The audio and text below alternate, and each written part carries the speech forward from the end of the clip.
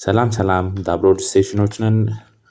በዛሬ ቪዲዮአችን የምናየው ስለ ቱርኪ ቡርሳላር የመንግስት ስኮላርሽፕ ለ2026 የወጣ ስኮላርሽፕ አለ።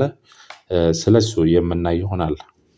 ቱርኪ ቡርሳላር በቱርክ ዩኒቨርሲቲዎች ለመማር ለሚፈልጉ ዓለም አቀፍ ተማሪዎች በቱርክ መንግስት የሚሰጥ ሙሉ የገንዘብ ድጋፍ የሚደረግለት የስኮላርሺፕ ፕሮግራም ነው። ለ2026 አመልካች ተማሪዎች ለአሶሺየት ዲግሪ፣ ባችሎርስ፣ ማስተርስ እና ለፒኤችዲ ፕሮግራም ማመልከት ይችላሉ ማለት ነው። እንደ የምርምር ስኮላርሺፕ አለ፣ የስኬት ስኮላርሺፕ አለ እና የኬቲኤንፒ ፕሮግራም ያሉ። ይህ ስኮላር ለየት የሚያደርገውም ሙሉ ለሙሉ ከክፍያ ነፃ የሆነ ነው ማለት ነው። አፕሊኬሽን ፊ የምትከፍሉት የለም፣ ለፕሮሴሲንግ የምትከፍሉት የለም፣ ምንም አይነት ክፍያ የለውም ማለት ነው። የአፕሊኬሽን ስርዓት የተማከለ ነው። ለሁሉም ዩኒቨርሲቲዎች እና ፕሮግራሞች አንድ የመስመር ላይ ማመልከቻ ብቻ ነው የምታቀርቡት። ለየብቻ ለዩኒቨርሲቲዎች ማመልከት አያስፈልገውትም እና የዩኒቨርሲቲ ምደባም በስኮላርሺፕ ውስጥ ተካቷል። ይህ የነፃ ትምህርት ዕድል ሙሉ በሙሉ የገንዘብ ድጋፍ የሚደረግለት ነው። ሙሉ የትምህርት ክፍያዎትን፣ ነፃ ማረፊያ፣ ወርሃዊ የኑሮ አበል፣ የጤና መድን እና የአንድ ዓመት የቱርክ ቋንቋ ኮርስ እና የጉዞ ትኬቱን ተሸፍኖሎት ይማራሉ ማለት ነው። ይህ ስኮላርሺፕ ከአብዛኞቹ ሀገሮች ለመጡ ዓለም አቀፍ ተማሪዎች ክፍት ሲሆን የቱርክ ዜጎች አያካትትም። ይህ ስኮላርሺፕ የዕድሜ ክልል የተለያየ ህጎች ወይም ደንቦች አሏቸው።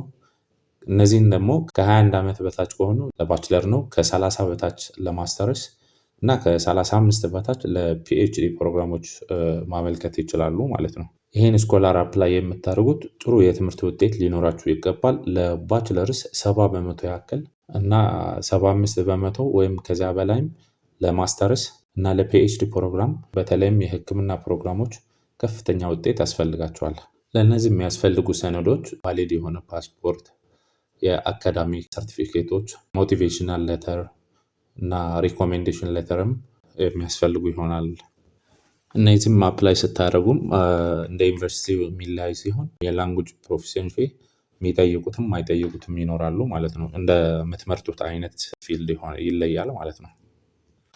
ለፒኤችዲ የምታመለክቱ አመልካቶች ደግሞ ሪሰርች ፕሮፖዛልም ማቅረብ ይጠበቅባቸዋል ማለት ነው። ካመለከታችሁ በኋላም የአፕሊኬሽኑ ታይቶ የተመረጡ ኢንተርቪው የሚያደርግ ይሆናል። ከዛ የኢንተርቪው ውጤትም ወይ ፋይናል ውጤትም በኦንላይን ሲስተም የሚታወቅ ይሆናል ማለት ነው።